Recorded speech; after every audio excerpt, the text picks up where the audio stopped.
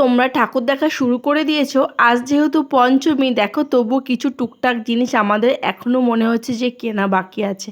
তাই কিন্তু দিদিভাই আর আমি চললাম বাজারের দিকে। আর আজকে তো শনিবার, আর আমরা তো প্রত্যেক শনিবারে মন্দিরে লুট দিই, তাই ভাবলাম যে বিকেল হয়ে গেছে, এসে আবার সন্ধে পুজো করতে হবে।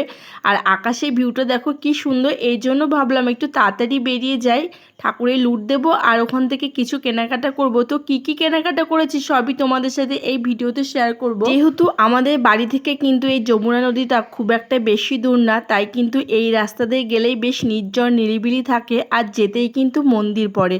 আর আমরা মন্দিরে প্রণাম করে নিলাম, আর এখান দিয়ে কিন্তু চললাম বাজারের দিকে। আর না, পাশেই ছিল নদী, আর সূর্য অস্ত হচ্ছিল। এত সুন্দর ভিউ, যেন নদীটার উপরে পড়েছে সূর্য অস্তর আভাটা, খুব সুন্দর দেখতে লাগছিল। তাই জন্য কিন্তু আমি ফটো তুললাম, কিছু ক্যামেরাও করে নিলাম। আর এদিকে দেখো, স্কুল ছুটি পড়ে যাওয়াতে কিন্তু আমার ছোট ছেলে মাঠে চলে এসেছে ফুটবল খেলতে। ও খুবই ভালোবাসে ফুটবল খেলতে। আর মন্দিরে কিন্তু নতুন ঠাকুর আসবে বলে পুরনো ঠাকুরটাকে এখানে নামানো হয়েছে। আর যেতেই কিন্তু ধূপটা ফুল কিছুটা তুলেছিলাম, দেখি গাছে অনেক করি। আর দেখো, আমরা যেহেতু গ্রামগঞ্জে থাকি, সেই জন্য কিন্তু মন্দিরটা এখনও প্যান্ডেল কমপ্লিট হয়নি, চলছে কাজ। তারপরে কিন্তু ফলের দোকান থেকে কিছুটা ফল কিনে নিলাম।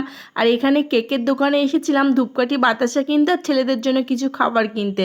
তারপরে চলে গেলাম মিষ্টির দোকানে, সেখান থেকে সন্দেশ নিলাম। আর বড় ঠাকুরের মন্দিরে গিয়ে ঠাকুরকে একটু ধূপকাঠি মোমবাতি দেখিয়ে পুজোটাও সেরে দিলাম। চলো, তারপর চলে গেলাম সোজা কসমেটিকের দোকানে। এই দোকানটা নতুনই উদ্বোধন হচ্ছে, সেখান থেকে কেনাকাটা করে দেখো আজকে যেহেতু পঞ্চমী, সেই কারণে কিন্তু আমাদের সামনে দিয়ে প্রচুর ঠাকুর যাচ্ছে। আর অন্ধকার ছিল বলে কিন্তু কিছুটা ঠাকুরের ভিডিও করলাম, বাড়ি চলে এলাম। দেখো তো, এই হারটা আমি কিনেছিলাম, কেমন হয়েছে। একটা সেন্ট কিনেছি, তার সাথে একটা সিঁদুর কিনেছিলাম। আর এই ক্লিপটা দুর্দান্ত হলো, দিদিভাই পছন্দ করে দিয়েছে ক্লিপ দুটো আর একটা সিঁদুর। কেমন লাগলো জানিও।